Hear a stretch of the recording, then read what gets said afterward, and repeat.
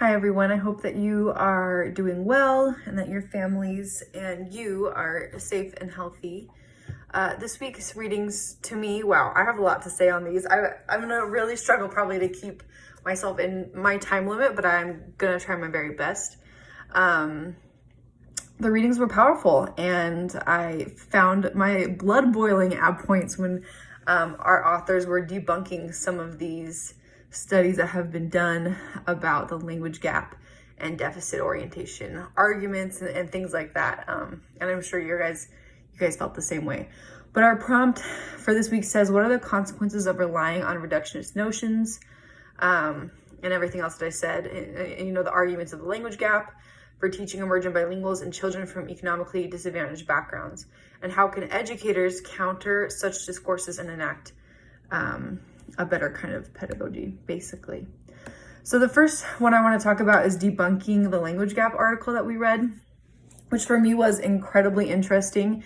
When I was reading about Hart and Risley, I think it is, Hart and Risley's study that came out all about the language gap that was very popular for a long time, that's when I felt like my blood was boiling. There were some things in there that I was like, I can't believe that they said that. But I mean, we have to evolve as a society and as educators. So I'm just gonna look on that positive side of it, I guess. But they said, Hart and Risley claimed that by 3 years of age, children from more affluent households were exposed to approximately 30 million more words than children of lower socioeconomic status. That is known as the word gap. And then they talk about that children in welfare families were condemned by poverty of experience being transmitted across generations. That is a powerful statement, and I don't believe in it. The stance perpetuates the deficit orientation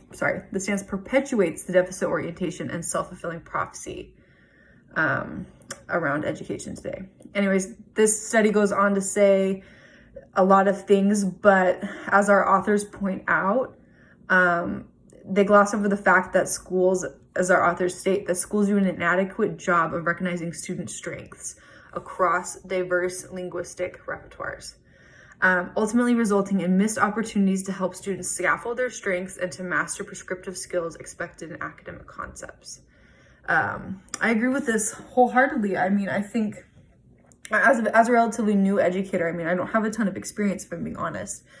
But my main experience is in a high school in a low-income part of Las Vegas, Nevada, made up out of 85% Latinx students. Most of their families migrated, I don't know if that's the right word, immigrated here to the United States, and they are first generation. They're incredible, they're intelligent, and a lot of them are struggling to learn and write and read in Spanish, and they're also really struggling to speak, be able to learn and read and write in English. But man, are they incredible and gifted. And they go on to talk in this article about the funds of knowledge, which I personally love. And they say that this perspective allows educators to see through the facade of the word gap and appreciate the linguistic sophistication of their students.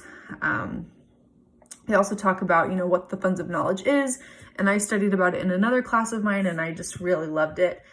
To me, the funds of knowledge is getting to know your students for everything that they are, not just who they are in the classroom. That means going into their homes at times, really sitting down with their parents and getting to know them, just maybe asking them about their culture, about their background. I know in my classroom, I taught Spanish 1 to 85% Latinx population of students, which is an interesting thing to do. But I used to have them present on a country in South America, Central America of their choice, and a lot of them would do their native country.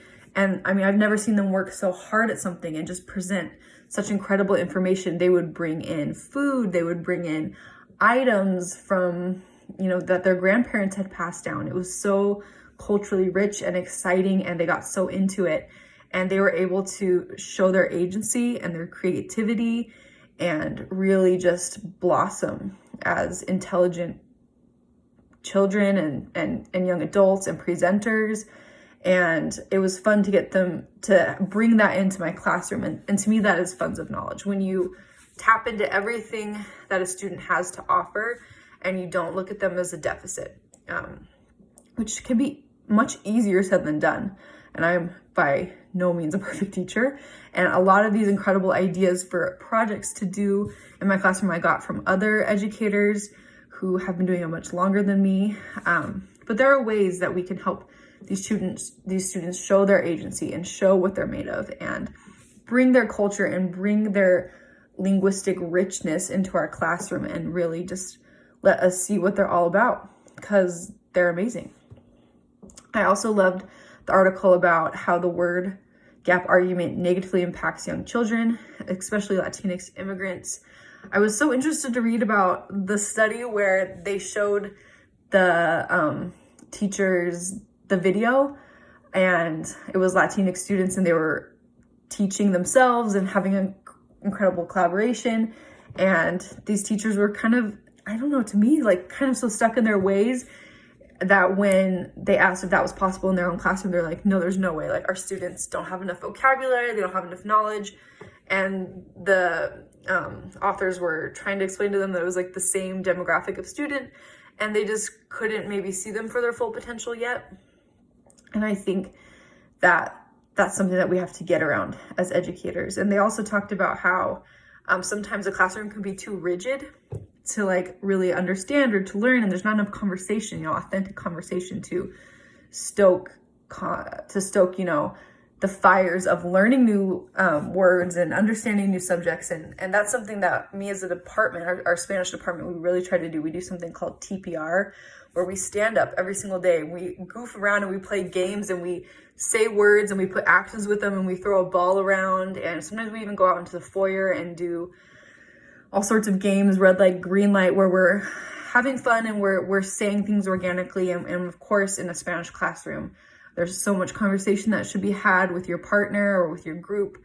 And that's something that our faculty really tries to do so that the classroom doesn't feel too rigid. There should be rules and expectations, but you want them to be able to speak organically and to have that agency and to show their potential. So those are some of my thoughts. I went over, but it was a great reading and it was a good week. So thank you. Stay safe, everybody.